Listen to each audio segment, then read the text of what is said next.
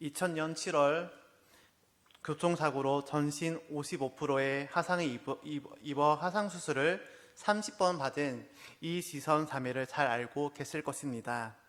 그녀는 23살, 남부럽지 않은 외모의 이하여대 4학년 7월달에 교통사고로 전신 하상을 입고 죽고 싶은 심정이었다고 합니다. 다른 친구들처럼 예쁜 옷을 입고 싶어도 하상 때문에 입지 못하고 예쁘게 화장하고 싶지만 하상 입은 얼굴 때문에 밖에까지 나가지 못해서 삶을 포기하고 싶었다고 합니다.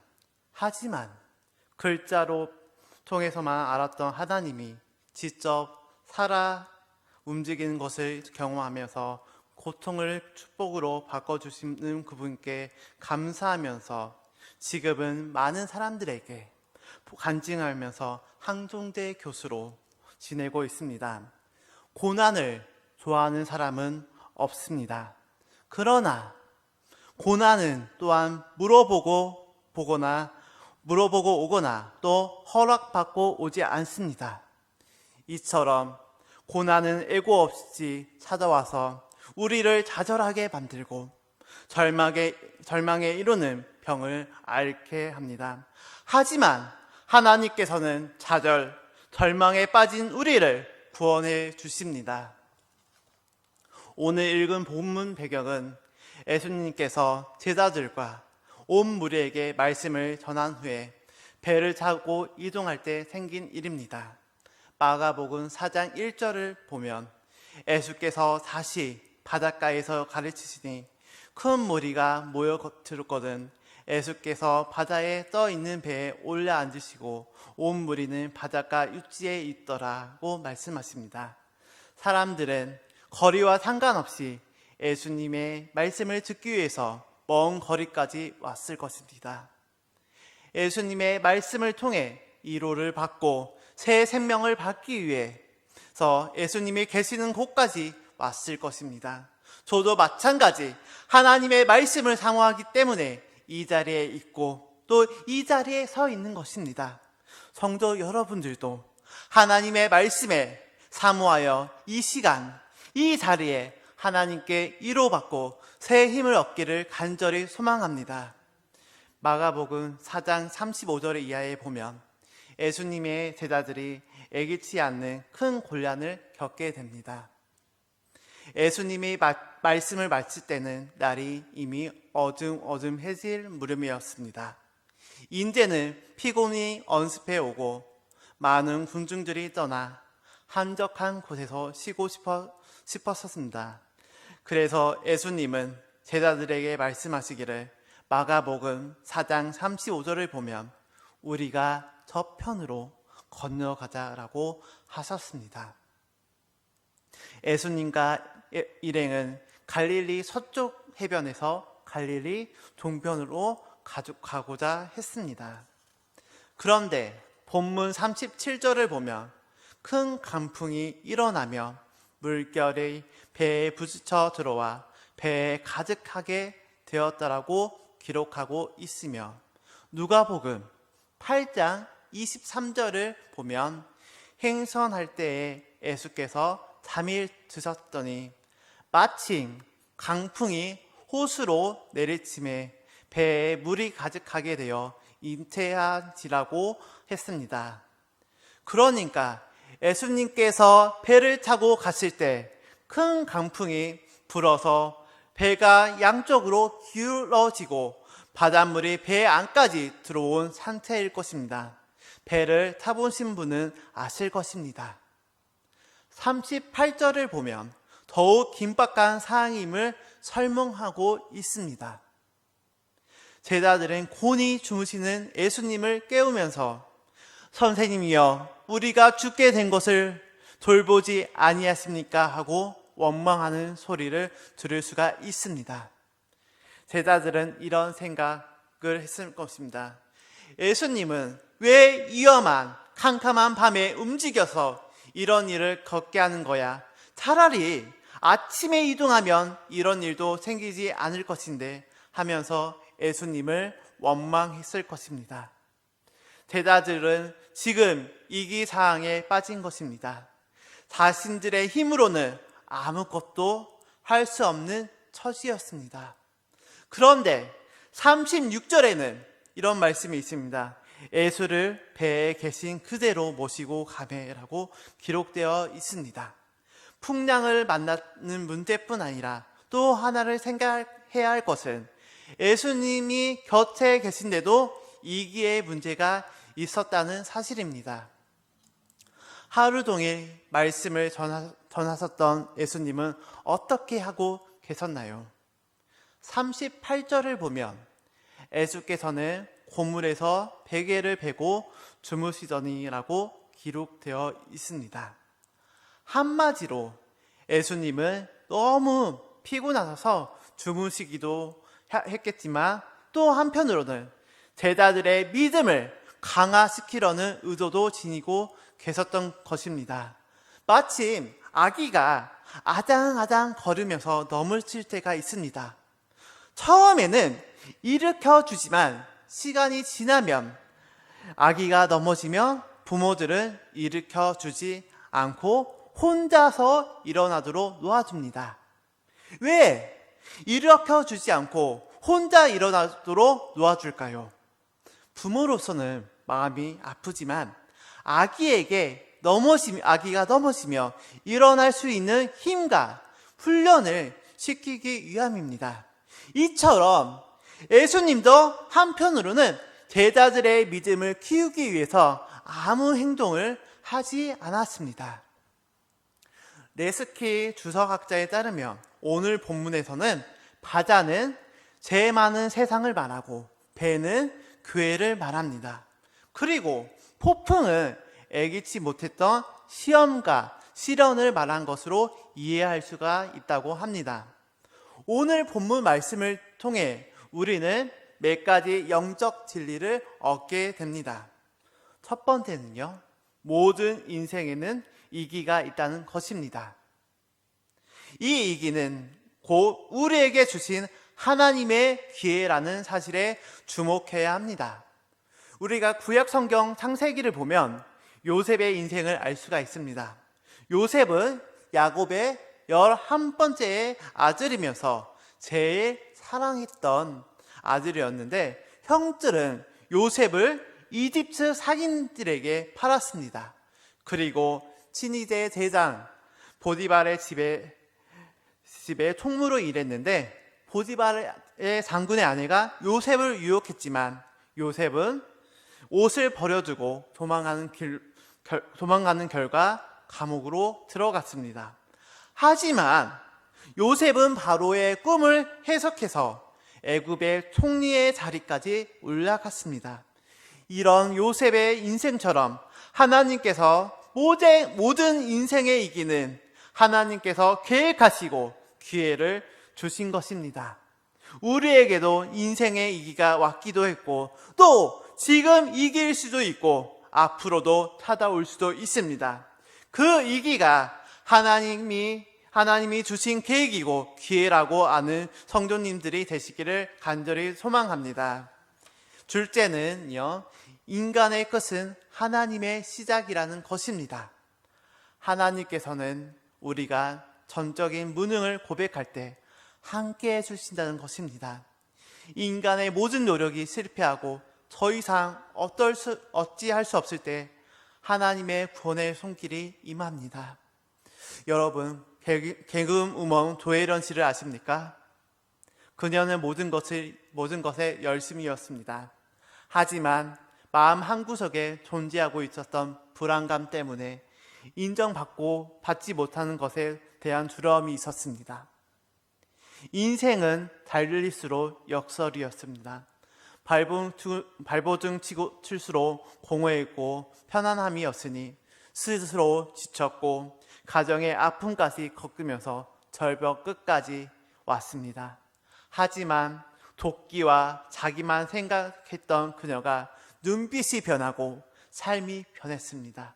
그 이유는 하나님을 만나고 하나님의 구원의 손길을 붙잡았습니다. 그녀는 노력하고 어떤 것에도 찾을 수 없는 평안을 하나님으로부터 찾았다고 그녀의 삶의 시작이 되었습니다. 그녀는 예전에 불안과 두려움으로 둘러싸인 것이 아니라 평안으로 가족으로 지금은 예수쟁이라고 불리는 만큼 많은 연예인들에게 또 많은 사람들에게 간증하면서 새로운 삶을 시작하고 있습니다.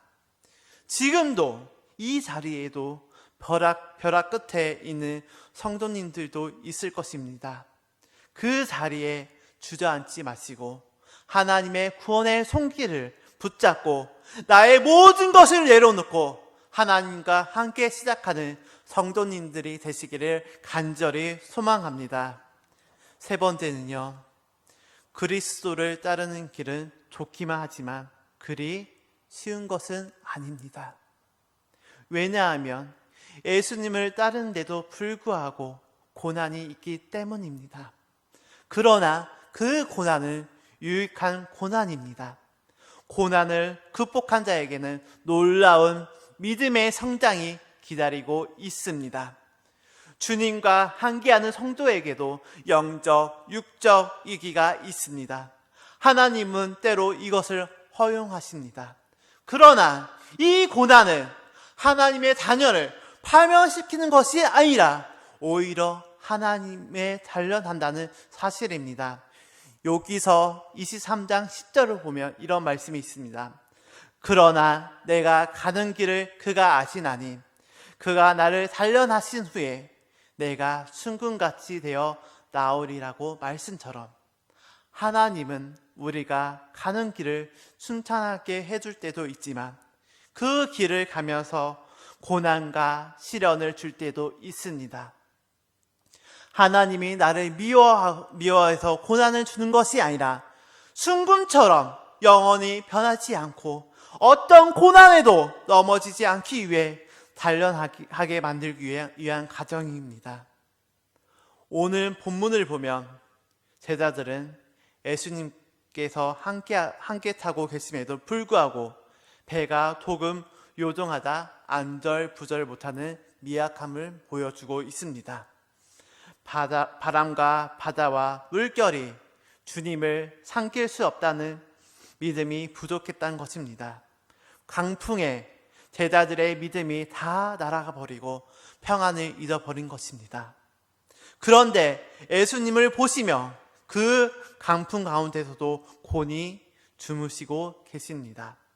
예수님의 육신이 그만큼 고단했다는 면도 있지만 먼저 마음에 평안이 있었기 때문에 주변 환경에도 흔들리지 않았을 것입니다.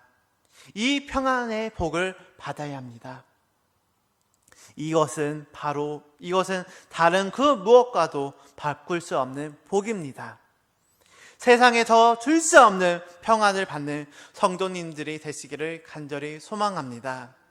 그 평안을 통해 세상의 어떤 고난에도 승리하는 길을 간절히 소망합니다. 자리에서 일어나신 예수님은 두 가지를 꾸짖으셨는데 하나는 39절을 보면 바다와 물결을 향해서 이렇게 말씀하셨습니다.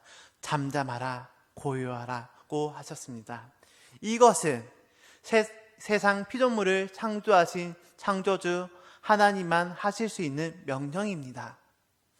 우리는 아무리 말해도 할 수 없습니다. 할 수 없는 것입니다. 마침 지나가는 강아지한테 앉아 하면 그 강아지가 앉습니까? 절대 앉지 않고 으르렁 하면서 계속 짖을 것입니다. 왜냐하면 주인이 아니기 때문입니다. 주님도 바람과 파도에 주인이시기 때문에 그렇게 꾸짖을 만한 권한과 위험이 있었습니다. 또 하나는 40절을 보면 제자들에게 이런 말씀하셨습니다. 너희가 어찌 믿음이 없느냐 하고 하셨습니다. 정말 이 시대에 믿음이 있는 사람을 찾기가 쉽지 않습니다. 우리가 보고 듣는 것 거의 모든 것들이 신앙에 유익하기보다는 손해가 되는 것들입니다. 사람들의 이기에 처했을 때 나타나는 반응은 크게 두 가지가 있습니다. 첫 번째는요, 원망과 불평합니다. 이것은 몇 안 되는 가족 구성원 중에서도 있을 수도 있고 수십 명, 수백 명 모임 단체 속에도 있을 수가 있습니다. 본문의 제자들의 믿음도 여기에 속해 있습니다. 강풍이 일어나서 제자들은 어떤 모습이었을까요? 38절을 보면 이렇게 적혀 있습니다. 우리가 죽게 된 것을, 이 말은 이제 모든 것은 끝났다, 나는 이제 죽었다 라고 생각했습니다. 아무런 하나님의 도움도 기대하지 않았습니다. 중요할 때 믿음을 활용하지 못한 것입니다. 믿음의 화살을 채 쏘아보지도 못한 것입니다. 구약 성경을 보면 다윗이 전쟁에 나간 형들을 만나러 가는데 이스라엘 군대들은 블레셋 군대와 골리앗 앞에서 살얼음처럼 떨고 있었습니다. 마침 오늘 본문 제자들처럼 나는 이제 죽었다라고 생각하면서 믿음을 바라보지 않고 하나님께 엉망과 불평을 했을 겁니다. 오늘 말씀도 제자들은 주님께 대한 기대와 도움의 요청이 아닌 항의와 불평으로 일관했습니다. 둘째로 이길 때는 이 길을 넘어서 보는 것입니다. 이 길을 넘어서 보는 사람은 이 길을 극복할 수가 있습니다. 강풍 가운데서도 순풍을 보는 사람에게는 평안과 고요가 있는 것입니다. 어떤 어려움 가운데서도 문제의 해답은 오직 예수 그리스도에게만 있다는 것을 인정하고 고백해야 합니다. 우리는 무슨 문제가 생기면 제일 먼저 나의 힘으로 아니면 세상 힘으로 해결하려고 합니다. 하지만 결국 문제의 해답을 예수 그리스도께 찾습니다. 처음부터 힘을 쓰지 말고 처음부터 모든 것을 내려놓고 예수 그리스도께 문제의 해답을 찾는 성도님들이 되시기를 간절히 소망합니다. 제자들이 강풍으로 인하여 고난을 당할 때 주님은 어디에 계셨습니까? 38절을 보면 고물에서 베개를 베고 주무시더니 라고 적혀 있습니다. 고물에 계셨습니다. 주님은 그 큰 강풍의 한가운데 계셨습니다. 제자들은 마땅히 원성이 아닌 적극적인 도움을 간청해야 했습니다. 성도 여러분 가운데도 지금 강풍 위기 가운데 서 있는 분이 계십니까? 우리에게 있는 위기는 여러 가지가 있습니다. 육신의 건강을 잃을 수가 있습니다. 일터에서 실패를 겪을 수도 있습니다. 사랑하는 사람을 잃을 수도 있습니다. 학생들은 성적을 떨어질 수도 있고 청년들은 불확실한 장래에 대한 염려도 있습니다. 그러나 그리스도인에게 있어서는 이기는 곧 기회입니다. 이 기회는 부르짖는 자에게는 주시는 것입니다. 이 기회는 오히려 하나님을 경험할 수 있는 좋은 기회입니다. 중요한 것은 이 기회의 내용이 아니라 그 이기를 대한 마음의 태도입니다. 저는 항상 이기가 다가올 때 마음에 깊이 새기는 말씀 두 구절이 있습니다. 에레미야 33장 3절입니다. 너는 내게 부르짖으라. 내게 응답하겠고 내가 알지 못하는 크고 은밀한 일을 내게 보이리라. 누가복음 11장 9절 말씀입니다. 내가 또 너희에게 이르노니 구하라. 그리하면 너희에게 주실 것이요 찾으라. 그러며 찾아낼 것이요 문을 두드리라. 그러면 너희에게 열릴 것이니. 성도님들도 이기가 찾아올 때 이 주 말씀을 가지고 믿음으로 나아가 기회를 잡는 성도님이 되시기를 바랍니다. 성공의 인물 제레미 테일러는 말하기를 우리가 하나님과 함께 강풍 가운데 있는 것이 하나님이 없이 다른 어느 곳에 있는 것보다 훨씬 더 안전하다고 했습니다.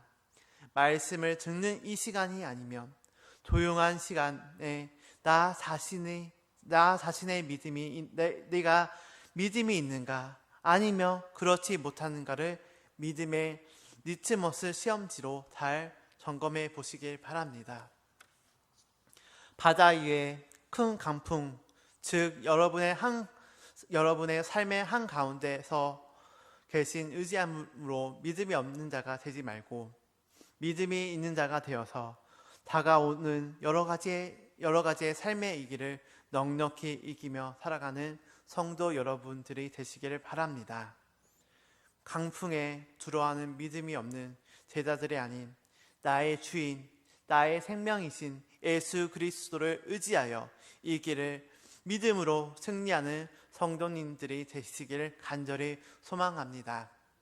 남은 2021년을 예수 그리스도를 붙잡고 승리하는 한 해가 되기를 간절히 소망하고 축복합니다.